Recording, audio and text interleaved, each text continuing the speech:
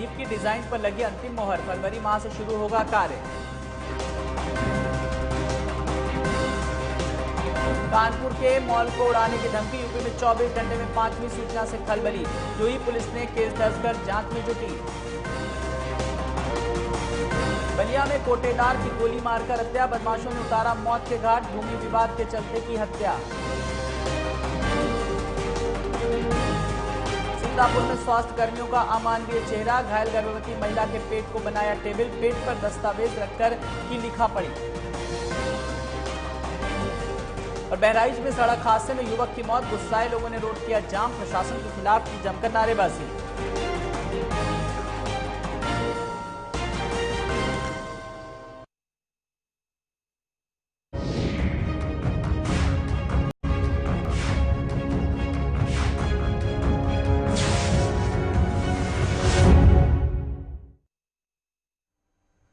नमस्कार, आप देख रहे हैं यूपी लाइव, मैं हूं आपके साथ आलोक। खबरों में आगे बढ़े, कानपुर से बड़ी खबर।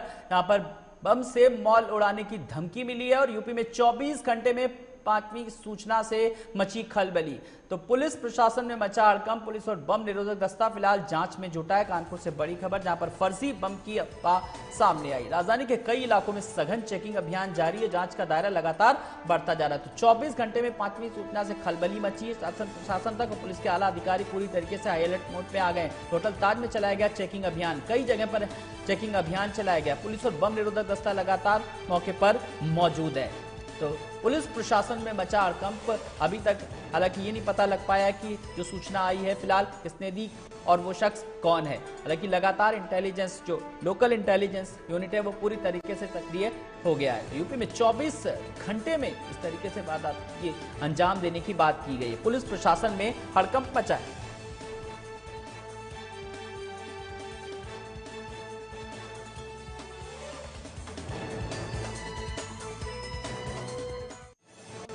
कानपुर से बड़ी खबर की, जहां पर मॉल को बम से उड़ाने की धमकी मिली और 24 घंटे में ये 5वीं सूचना है। तो कई बार अलग अलग नंबरों से फोन कॉल्स आए हैं और कॉल्स डिटेल्स के आधार पर ये बात लगातार पता लगाने की कोशिश की जा रही है। इस बीच पुलिस प्रशासन पूरी तरीके से सतर्कता बरत रहा है। पुलिस और बम निरोधक दस्ता फिलहाल जांच में जुटा हुआ है। कई लोगों से लगातार पूछताछ की जा रही है और सुरक्षा व्यवस्था पूरी तरीके से चाक चौबंद कर दी गई है। सघन चेकिंग अभियान।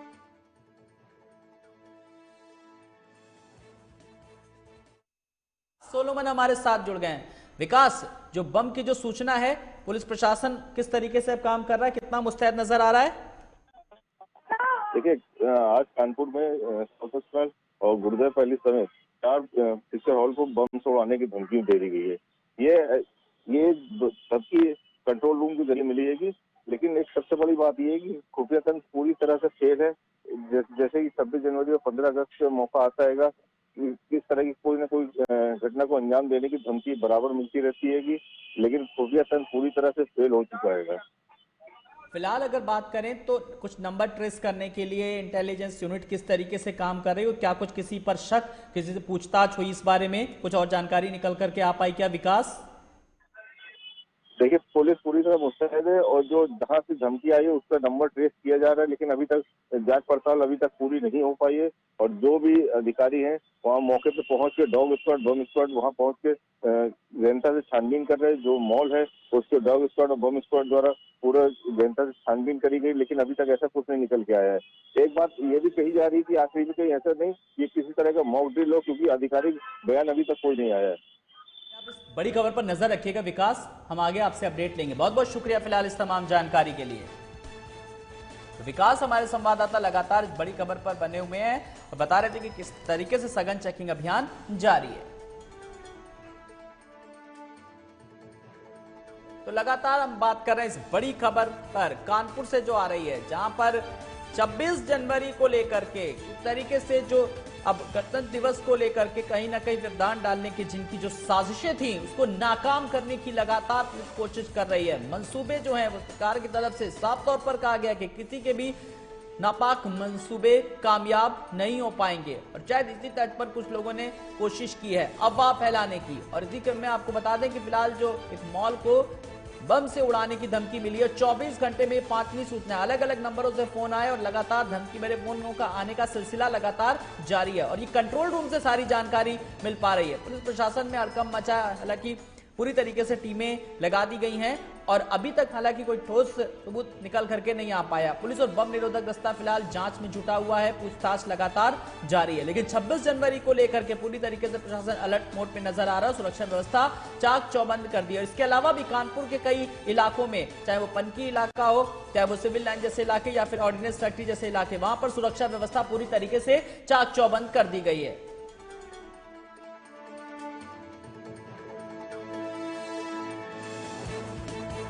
हमारे साथ लगातार बने हुए हमारे संवाददाता, पूरी टीम बनी हुई है इस बड़ी खबर पर। हम अपने दर्शकों को बता रहे हैं, फिलहाल बम से मॉल को उड़ाने की धमकी मिलती है और धमकी मिलने के बाद कोई अज्ञात देता है।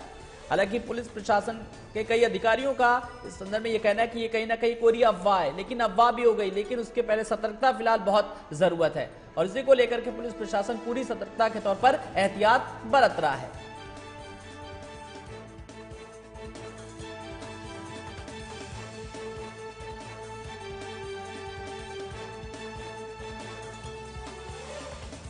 तो 24 घंटे में 5 अलग अलग नंबरों से कॉल आती है और फोन पर एक धमकी भरा एक संदेश आता है और उस धमकी में किस तरीके से उसके बाद प्रशासन अपनी सतर्कता दिखाता है। पूरी तरीके से प्रशासन मुस्तैद नजर आ रहा है। हालांकि इसी के साथ साथ आपको बता दें कि कानपुर में यह मामला सामने आने के बाद लखनऊ में भी लगातार सतर्कता बरती जा रही है। सुरक्षा व्यवस्था 26 जनवरी के मद्देनजर बढ़ा दी गई है।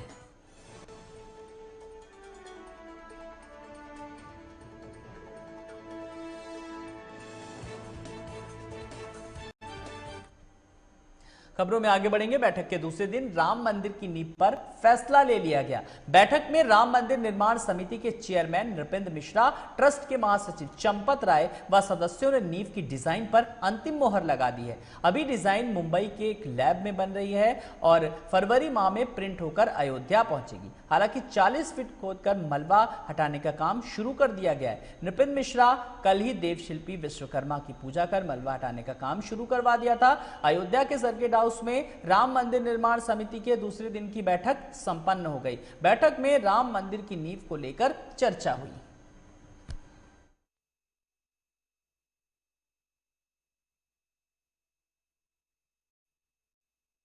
डिजाइन पर लगी अंतिम मोहर और अब प्रिंट होके अब पेपर्स आएंगे, डिजाइन आएगी। हालांकि खुदाई का काम शुरू हो चुका है। तो लगा राम मंदिर की नींव पर 36 से 39 40 फीट तक मलबा हटाया जा सकता है, तो कोई इसमें बाधा नहीं आएगी, लेकिन हटाएंगे स्टेप बाय स्टेप। जहां देखेंगे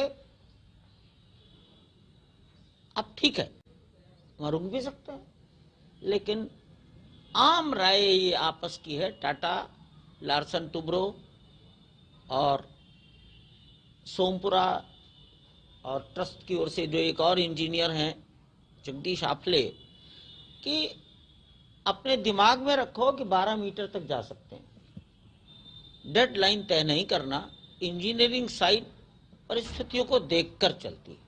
नया नया कुछ होता है, कुछ नया पकता है, ऐसा समझने की आवश्यकता नहीं। जो काम हो रहा है उस काम की प्रगति का रिव्यू करना, उस काम में कोई बाधाएं आती हो तो उनको दूर करना और हर एक का उसके बारे में अभिमत जान करके लेना, यह बैठकों का उद्देश्य होता है। इसी दृष्टि से यह बैठक हमारे सारे काम के रिव्यू की थी, यानी पुनरीक्षण की, समीक्षा की थी और हम लोगों को इन बैठकों से अब ऐसा लगने लग गया है कि सभी के मन मिल करके डिजाइन पर लगी अंतिम मोहर। रुक कुछ और खबरों की ओर। लखनऊ में आज से हुनर हाट की शुरुआत हो गई। वोकल फॉर लोकल थीम के साथ लखनऊ के अवध शिल्पग्राम में 22 जनवरी से 4 फरवरी तक हुनर हाट का आयोजन होगा। केंद्रीय अल्पसंख्यक कार्य मंत्री मुख्तार अब्बास नकवी ने इस कार्यक्रम को लेकर आज प्रेस कॉन्फ्रेंस की। उन्होंने कहा कि हुनर हाट में पूरे देश से हस्तकार, शिल्पकार और तमाम कलाकार एकत्रित हुए हैं। ऐसा आयोजन बहुत दिनों बाद हो रहा है, एक ही जगह पर पूरा देश देखने को मिल जाएगा। हालांकि कल मुख्यमंत्री योगी आदित्यनाथ हुनर हाट का उद्घाटन करेंगे, लेकिन आज से लोगों का जुटना शुरू हो गया।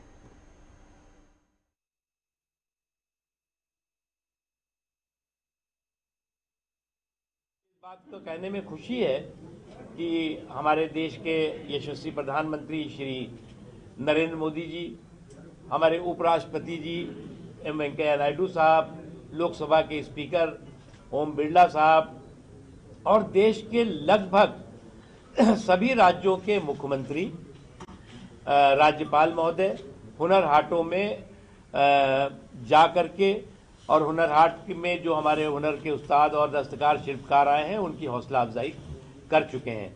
और अभी दूसरी बार हमारे उत्तर प्रदेश के बहुत सी यशस्वी मुख्यमंत्री श्री योगी आदित्यनाथ जी कल यहाँ के हुनर हाट में आएंगे। उसके अलावा उत्तर प्रदेश सरकार के कई वरिष्ठ मंत्री और कई वरिष्ठ अधिकारी भी मौजूद रहेंगे। यहाँ रुकेंगे, एक ब्रेक के लिए फौरन हाजिर होते हैं।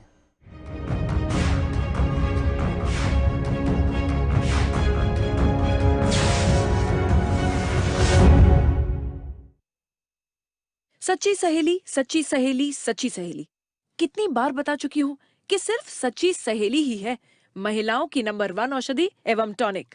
तो फिर भी आप अपना ध्यान क्यों नहीं रखती? आज ही नजदीकी मेडिकल स्टोर से सच्ची सहेली आयुर्वेदिक सिरप अपने घर ले आएं, ताकि घर को स्वस्थ रखने वाली खुद भी रहे बिल्कुल स्वस्थ। सिर्फ 2 चम्मच दिन में 2 बार रोजाना। सच्ची सहेली, महिलाओं के लिए सबसे भरोसेमंद औषधि एवं टॉनिक। बॉलीवुड की हर खबर, फिल्मी सितारों का सफर, कंट्रोवर्सी से लेकर गॉसिप तक, लिंकअप से लेकर ब्रेकअप तक, देखिए हर हलचल बॉली तड़का में हर रोज दोपहर 12:30 बजे सिर्फ लाइव डे पर।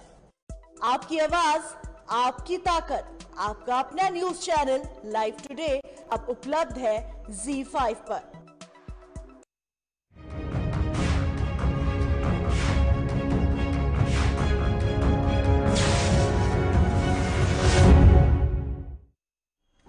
पीलीभीत में किसानों के उत्साह वर्धन करने के लिए अचानक बरेली से होते हुए दिल्ली सिख गुरुद्वारा के प्रेसिडेंट मनजिंदर सिंह सिरसा अपने काफिले के साथ पहुंच गए। बरेली के आला अधिकारियों के निर्देश पर पीलीभीत पुलिस ने उनके काफिले को बरेली पीलीभीत मार्ग पर बॉर्डर के पास रोक दिया। वहीं सीओ के में आई बरेली पुलिस ने मनजिंदर सिंह सिरसा को हिरासत में ले लिया और इस बीच काफिले में शामिल सिखों ने सीओ की गाड़ी की घेराबंदी की। बरेली पुलिस के आपको बता दो अपने साथ बरेली वापस ले गई। तो पुलिस ने बरेली बॉर्डर पर किस तरीके से सिख लीडर को गिरफ्तार किया, जो सीधी तस्वीरें भी हम अपने दर्शकों को लगातार दिखा रहे हैं।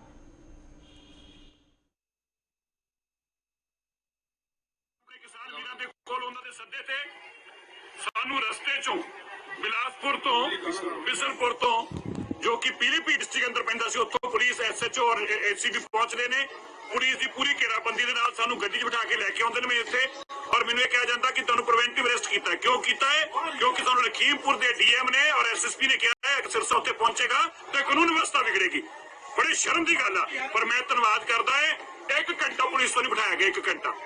1 घंटा पुलिस को नहीं बिठाया गया। अब मैं अपने वीर धन्यवाद करदा।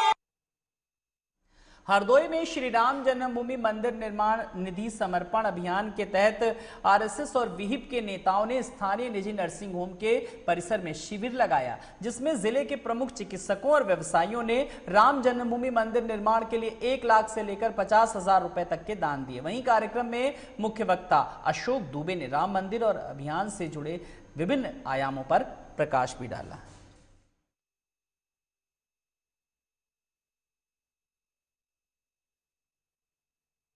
आज ये हरदोई नगर में यहाँ के जो प्रतिष्ठित चिकित्सक बंधु हैं और भारत विकास परिषद के कार्यकर्ता हैं, उन सब ने यहाँ पर एक सम्मिलित कार्यक्रम किया था और श्री राम जन्मभूमि मंदिर निर्माण के लिए और अपने अपने स्तर से श्रद्धा से समर्पण निधि अलग अलग उसमें जो है रसीद प्राप्त करके और जो है उसके लिए समर्पण निधि संकलित की है। ऐसा एक कार्यक्रम था। आगे बढ़ेंगे। अमेठी में कांग्रेस पार्टी के नेता और विधान परिषद सदस्य दीपक सिंह ने हैट्रिक मारते हुए लगातार तीसरी बार विनियमन समीक्षा समिति के सभापति बनाए गए। बता दें कि संसदीय क्षेत्र के विधानसभा क्षेत्र गौरीगंज के रहने वाले एमएलसी दीपक सिंह लगातार एक ही समिति के तीसरी बार सभापति बनने का रिकॉर्ड कायम किया है। ये रिकॉर्ड उनके द्वारा बेहतर संसदीय कार्य करने और जनहित के मुद्दों को लगातार प्रमुखता से उठाने के लिए स्पीकर रमेश यादव ने बड़ी जिम्मेदारी प्रदान की। जैसे इस बात की खबर अमेठी वासियों को लगी, वैसे ही कांग्रेस पार्टी के समर्थकों ने एमएलसी दीपक सिंह के घर जाकर उनको फूल माला पहनाते हुए मिठाई खिलाई और बधाई भी दी।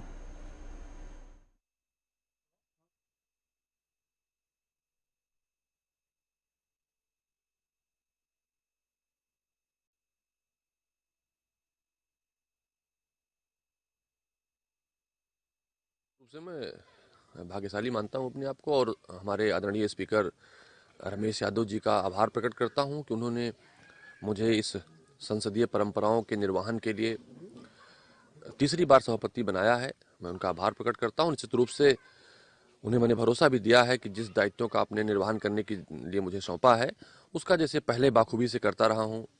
उत्तर प्रदेश की अन्य समितियों के अपेक्षा हमने सबसे ज़्यादा बैठकें की, लगातार बैठकें की और सबसे ज़्यादा प्रकरण का निस्तारण किया। आगे इससे आगे बढ़कर करूंगा। तो मुझे लगता है कि ये जो जिम्मेदारी मुझे मिली है उसका मैं पूर्णतः निर्वहन करूंगा।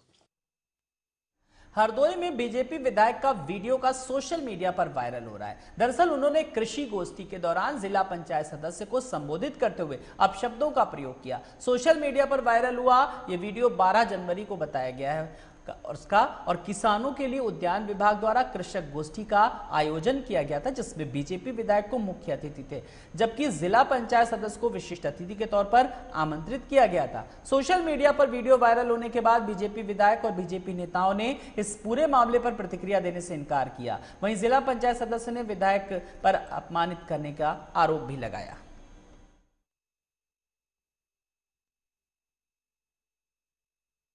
हमारे द्वारा वहां लगातार किसानों को 5 वर्षीय कृषि मेले का आयोजन कराया जा रहा है, जिसमें किसानों को सरकार, केंद्र सरकार, प्रदेश सरकार की योजनाओं से अवगत कराया जाता है और उनको केंद्र सरकार की योजनाओं का लाभ दिलाया जाता है। इससे हमारी बढ़ती हुई लोकप्रियता और किसानों की समस्याओं को पटल पर रखने के कारण 2-2 वर्ष से हमारे किसानों को विद्युत कनेक्शन नहीं मिल रहा था, जबकि उनकी धनराशि विद्युत विभाग द्वारा जमा करा जा चुकी है।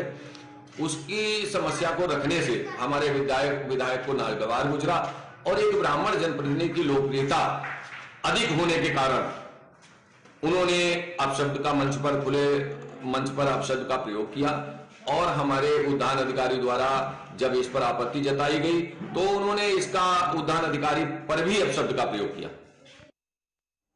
वहीं गाजियाबाद में किसान आंदोलन के 58वें दिन किसानों का आंदोलन जारी रहा और सरकार द्वारा दिए गए प्रपोजल को किसान संगठन ने ठुकरा दिया और कहा कि जब तक तीनों कानून वापस नहीं हो जाते तब तक किसान बॉर्डर पर डटे रहेंगे। और साथ ही किसानों ने 26 जनवरी के दिल्ली में ट्रैक्टर परेड को लेकर कहा कि किसानों ने जो फैसला ले लिया उसे पूरा किया जाएगा। अगर सरकार बिल वापस लेती है तो बातचीत की जाएगी, नहीं तो धरना प्रदर्शन जारी रहेगा।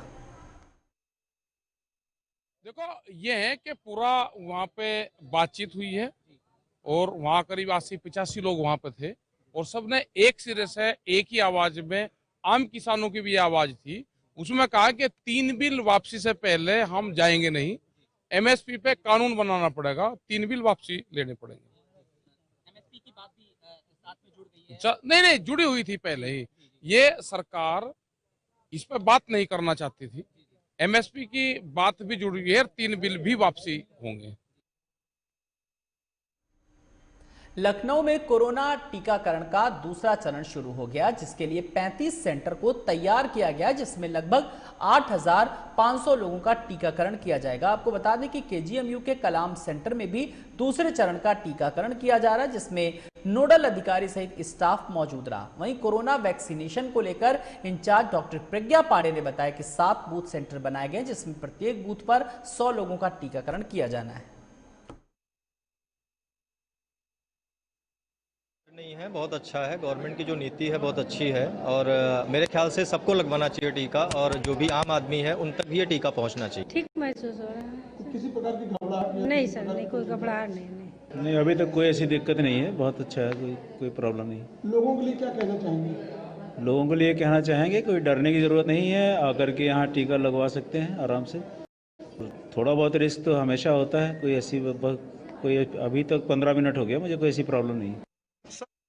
का दूसरा चरण है, दूसरे चरण में लोगों को लग रहा है, क्या कहना चाहेंगे? लोगों को क्या मैसेज देना चाहेंगे?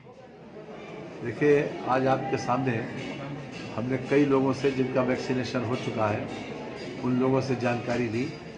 मैं इसके पहले लोहिया भी गया था, उसके बाद पीजीआई गया, और पीजीआई के बाद ये तीसरा हॉस्पिटल है जहाँ पर आया हूँ खासतौर से। यहाँ 2 बूथ हैं और 2 बूथ में 100 से ऊपर लोगों का पंजीकरण हो चुका है और लगभग 80 लोगों का यहाँ पर वैक्सीनेशन हो चुका। एक व्यक्ति जिन लोगों का वैक्सीनेशन हो गया, जिनका पीरियड भी आधा घंटा बीत गया, उनसे मैंने एक से जानकारी ली। सभी लोग अपने आप को कंफर्टेबल महसूस कर रहे हैं, किसी प्रकार का कोई कंप्लेंट नहीं, व्यवस्था ठीक चल रही है। और मैं समझता हूँ कि ये अपने आप में एक सफलतम कार्य है कि जिस प्रकार से हमारे वैज्ञानिकों ने इतने कम समय में वैक्सीन ईजाद की, माननीय मोदी जी के दिशा निर्देशन में, और आज पूरा देश वैक्सीनेशन करवा रहा है। जिस प्रकार से पहले हमने टाइम शेड्यूल बनाया था कि पहले हेल्थ वर्कर्स जो हैं, फिर फ्रंट लाइन वर्कर्स, और फिर उसके बाद बाकी लोग जो तीसरे राउंड में 50 साल से ऊपर लोगों को वैक्सीनेशन किया जाएगा। विपक्ष लगातार विरोध करता रहा, तो उसको क्या कहना चाहेंगे? तो समझाइए, कम से कम अपने चैनल के माध्यम से लोगों को बताइए, ऐसे लोगों का इंटरव्यू लीजिए जिन जिन लोगों का समय पूछ के आया हूँ। किसी प्रकार की कोई कंप्लेंट नहीं है, इवन दर्द नहीं है, वैक्सीनेशन कराते समय कोई दिक्कत नहीं है, और वैक्सीनेशन के बाद जो होल्डिंग एरिया है जिसमें तमाम लोग बैठे हैं, उन लोगों से एक से बात करने के बाद नतीजा ये है कि किसी प्रकार का कोई कंप्लेंट नहीं है। आगे बढ़ेंगे। बदायूं में कोरोना वैक्सीनेशन के दूसरे चरण के लिए जिला अस्पताल में वैक्सीनेशन का कार्य शुरू हो गया। वहीं वैक्सीनेशन के लिए मुख्य चिकित्सा अधिकारी, डॉक्टर्स और अन्य स्वास्थ्यकर्मी टीकाकरण स्थल तक पहुंच रहे हैं और उत्साह के साथ ही टीका लगवा रहे हैं। इस दौरान सीएमओ डॉक्टर यशपाल ने टीकाकरण की व्यवस्थाएं देखी और उनका टीकाकरण भी करवाया। कोविड का वैक्सीनेशन हमारा हुआ था जिला अस्पताल में, जिसको हम कराने के लिए बड़े उत्साह से आए हैं आज, और इंजेक्शन लगने के बाद आधा घंटे ऑब्जर्वेशन रूम में भी रहे हैं। इसमें हमें कोई भी दिक्कत किसी प्रकार की महसूस नहीं हो रही है। हम बिल्कुल अपने आप को ठीक महसूस कर रहे हैं और जनमानस से अपील करेंगे कि जब भी उनका नंबर आए वो अपना निर्भीक होकर यहाँ वैक्सीनेशन कराएं और इस बीमारी से हमें लड़ने में मदद करें। वहीं सीतापुर में स्वास्थ्य कर्मियों का अमानवीय चेहरा सामने आया। दरअसल मारपीट की घटना में घायल गर्भवती महिला को इलाज के लिए जिला अस्पताल लाया गया। उसके परिजनों द्वारा महिला को इमरजेंसी वार्ड में भर्ती कराया गया। स्वास्थ्य कर्मियों ने उसका उपचार शुरू किया। वहीं उपचार करने के बाद कागजी कार्रवाई करते समय स्वास्थ्य कर्मियों ने गर्भवती महिला को ही टेबल बना डाला और उसके पेट पर दस्तावेजों को रखकर उस पर लिखा पढ़ी करने लगे और महिला का अंगूठा लगवाते नजर आए। वहीं एक स्वास्थ्य कर्मी जोर से अंगूठे को कागज पर दबाते हुए भी नजर आया, जबकि घायल महिला गर्भवती थी। ऐसे में स्वास्थ्य कर्मियों के द्वारा महिला के पेट पर दस्तावेजों को रखकर लिखा पढ़ी करने का कार्य करना किसी अमानवीय कृत्य से कम नहीं।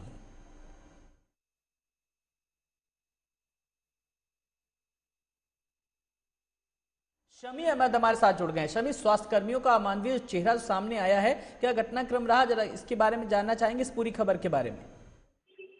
जी बिल्कुल आलोक, मैं आपको बताना चाहूंगा कि जो है 2 पक्षों में कोतवाली देहात थाना क्षेत्र का एक पूरा मामला है, जहां पर 2 पक्षों में जो है विवाद हुआ था, जिसमें एक पक्ष के द्वारा जो है गर्भवती महिला सहित उसके परिवार वालों को जमकर पीटा गया, जिसके बाद जो है उसको जो है जिला अस्पताल में भर्ती कराया गया, जहां पर जो है डॉक्टरों के द्वारा जो अमानवीय चेहरा जो सामने आया, उसमें जो महिला थी वो काफी गंभीर हालत में घायल थी, जिसका उपचार किया जाना था। उसी दौरान एक तस्वीर जो सामने निकल कर आई है डॉक्टरों की लापरवाही की, जिसमें जो महिला है वो आलोक जी आपको बताना चाहूंगा कि वो महिला जो है वो गर्भवती है। उसके पेट के ऊपर ही जो है रजिस्टर रखकर जो है डॉक्टरों के द्वारा जो है लिखा पढ़ी की जा रही है और उसे लगातार दबाव डालकर जो है अंगूठा भी लगवाया जा रहा है, जबकि महिला जो है गर्भवती है। आपको बता दें इस मामले पर जिला अस्पताल का जो प्रशासन, उससे हमने बात करने का प्रयास किया तो कोई भी कैमरे के सामने जो है बोलने के लिए तैयार नहीं हुआ। जी बहुत बहुत शुक्रिया इस तमाम जानकारी के लिए।